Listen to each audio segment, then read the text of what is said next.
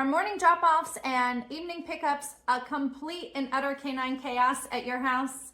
This is the system we use to reduce the canine chaos and make sure everybody stays happy, calm, confident, and cool.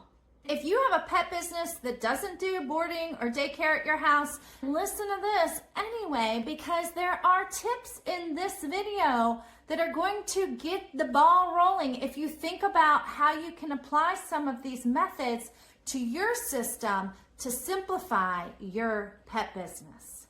Step number 1, we close all blinds that are facing where the dog is going to arrive and come in. Sometimes I even close the blinds to the front of the house.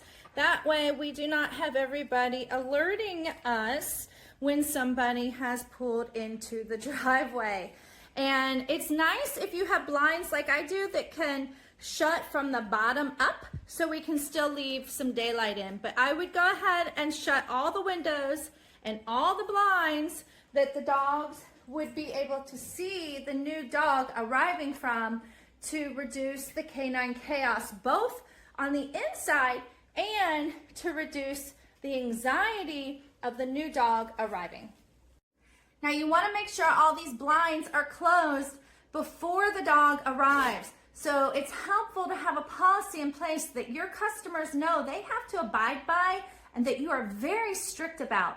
I have told my customers there is a 3 strikes and you're out rule. You will be fired if you do not follow this policy 3 times total. So we want to make sure all customers give us an ETA before they arrive. And the policy is they have to arrive within 5 minutes of their ETA.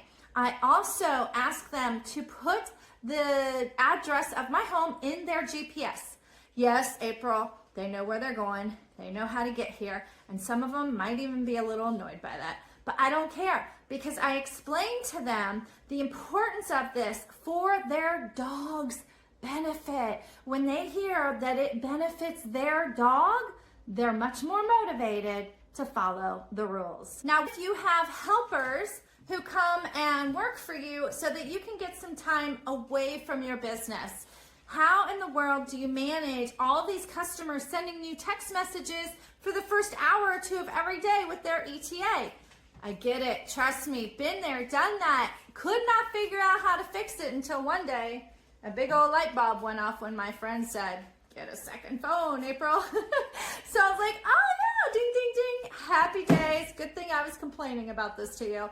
So if you have an extra phone sitting around, it doesn't have to be fancy. It can just be an old version. Get it connected to your account, get a second phone number, and make that the ETA Pup Line. That's what we call ours. You can call yours whatever you want. And ask your customers to only text their ETAs to that phone number. That way, if you have a helper here, like I do often on my daycare days, they can get the text message and they can know when that dog is going to arrive. And this way, my customers don't always have to be at a same time arrival or pickup every single day, and we can be more flexible to their schedules, thereby customizing our service to better fit their days, their schedule, their needs, and make them even more loyal and happy with us. Kind of like this guy, happy, very, very happy. Okay, now let's get on to the board. This is how we keep things organized for our arrivals and pickups for daycare and boarding. We basically list the dog, VIP, very important pet, and our boarding versus daycare. So this tells us who's here for what. And this is the drop-off time, and this is the pickup time. And then we have an area for notes. So basically, this makes it so that all you have to do is glance at the board and know what you need to do in order to be ready for the next arrival or pickup. Our rule here is if a dog is arriving at 8 o'clock, then that means we have to have all the dogs inside, windows closed, blinds closed, dogs separated if need be by 5 minutes till 8.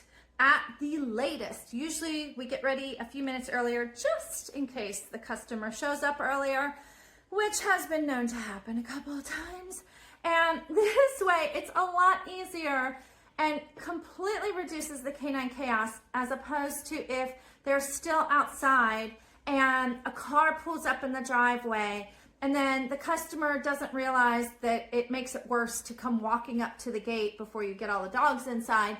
And dogs are barking, dogs are jumping, dogs are running all around, and you're scrambling, trying to get them to listen to you, which of course they won't in that moment.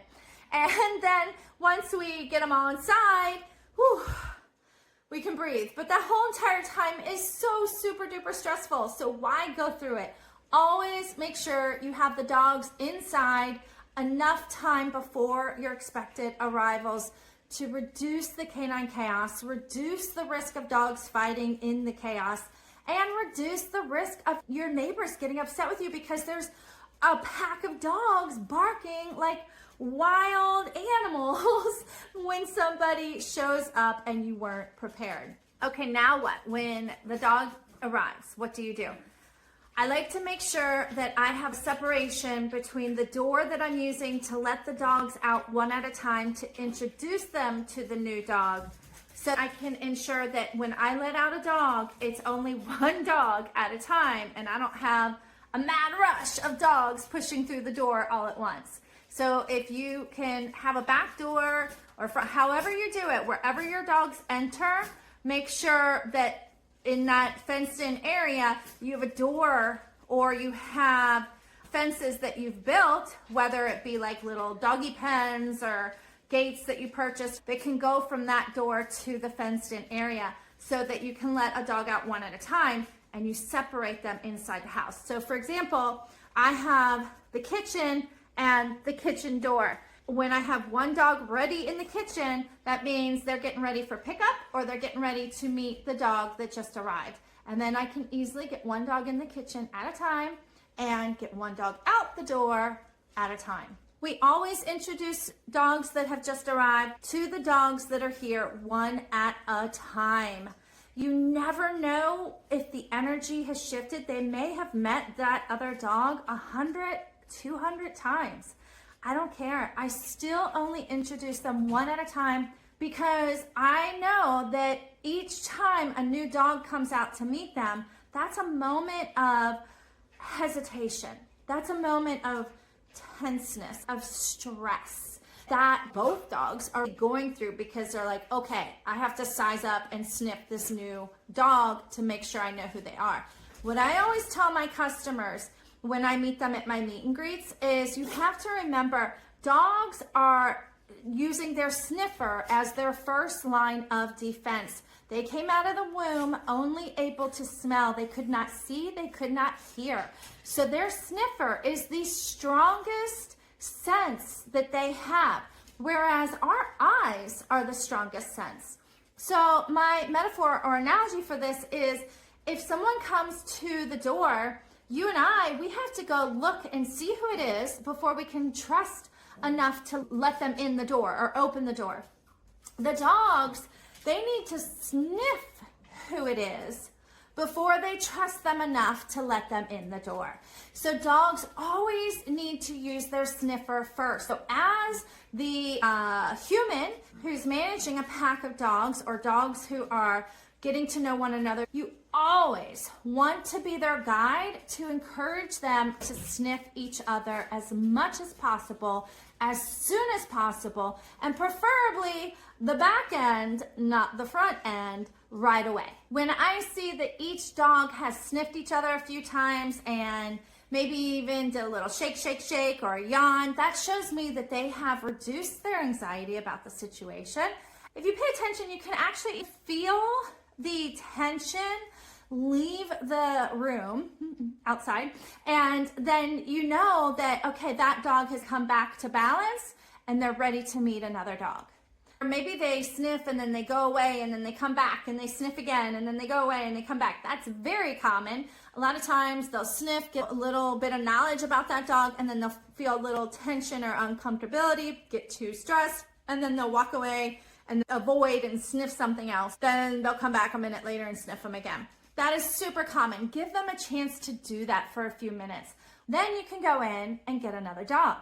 It's so important for the safety of everybody to make sure they all feel comfortable with each other before you come indoors in a more closed in, tight environment.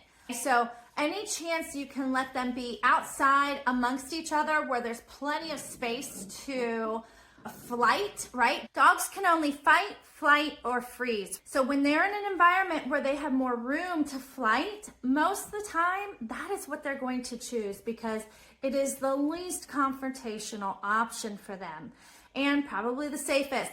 So let them be out in open area as much and as long as possible before bringing them into an enclosed space. This, along with a few of our other tricks, is how we have accomplished, knock on wood, 6-7 years in business with no dog bites. And that is how we keep the canine chaos at a minimum for our doggy daycare and boarding arrivals and pickups.